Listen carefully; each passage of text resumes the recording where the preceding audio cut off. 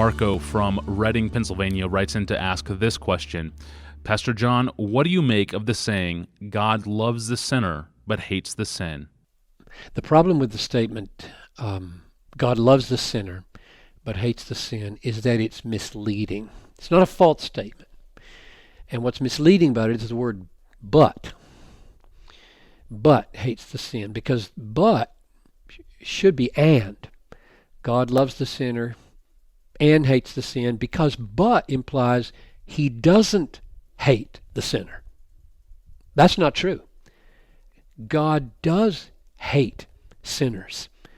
Psalm 5 verse 4, you are not a God who delights in wickedness. Evil may not dwell with you. The boastful shall not stand before your eyes. You hate all evildoers.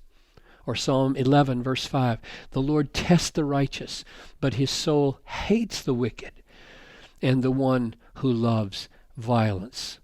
So it's just not true to give the impression that God doesn't hate sinners by saying he loves the sinner and hates the sin. He does hate sinners. His wrath is real. It's not something he pours out on people he approves of. This infinite disapproval is what the Bible means when it says God hates sinners. He infinitely disapproves of them. Sin is not sinful except as committed by sinful hearts. Sin is an expression of anti-God human corruption, human hearts. Sinful volitions are owing to sinful hearts. Sin doesn't just hang out there with its own existence. It is in hearts, or it's nothing. Sins do not suffer in hell. Sinners suffer in hell. I wonder what people who say that believe about hell, because he's not punishing sin in hell. He's punishing sinners in hell. He hates, and now here's the paradox, and he loves at the same time. For God so loved the world that he hates. Hate and love are simultaneous as God looks upon hateful, rebellious, corrupt, loathsome, wicked, God dishonoring sinners. Now, here's the distinctions we need to make. This is just so crucial. I hope people will listen carefully. Hate and love both have two meanings each. Hate can be intense loathing of a quality, or hate can be, beyond that, the intense intentionality to destroy.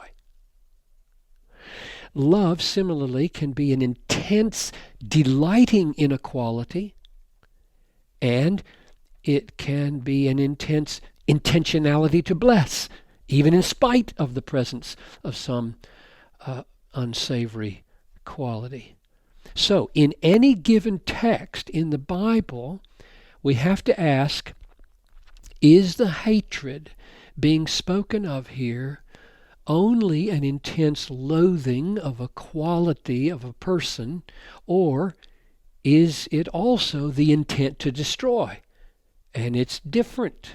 If you went over to Malachi 1, you'd find the latter, and I think some of those texts in the Psalms refer to the former. Same with God's love. God's love moves him to save millions of people who in and of themselves are loathsome to him. Now here's why this matters. If we don't understand that God finds us hateful and loathsome in our ugly sin, we won't be as stunned by what love is for us. God saves millions of people who in and of themselves are loathsome to him until he saves them and makes them the apple of his eye, which makes salvation stunningly more stunningly more if you get that. That God comes to us not in our attractiveness, like, oh, I really love this person and just hate their sin. No, he finds me reprehensible because of my rebellion, just like we find certain wicked people reprehensible because of their sin. And he's coming to us and he's dying for us in order that he might make us into the apple of his eye. So God can love us with the intent to save us even while he's hating God-despising rebels like us. And then when he saves us, he transforms us so that now he not only loves us with the intent to bless us forever, but he loves us with an ever-increasing delight, I think, in helping us make much of him. Thank you, Pastor John, and thank you for listening to this podcast. Please email your questions to us at AskPastorJohn@desiringgod.org. At desiringgod.org, you'll find thousands of free books, articles, sermons, and other resources from John Piper. I'm your host, Tony Reinke. Thanks for listening.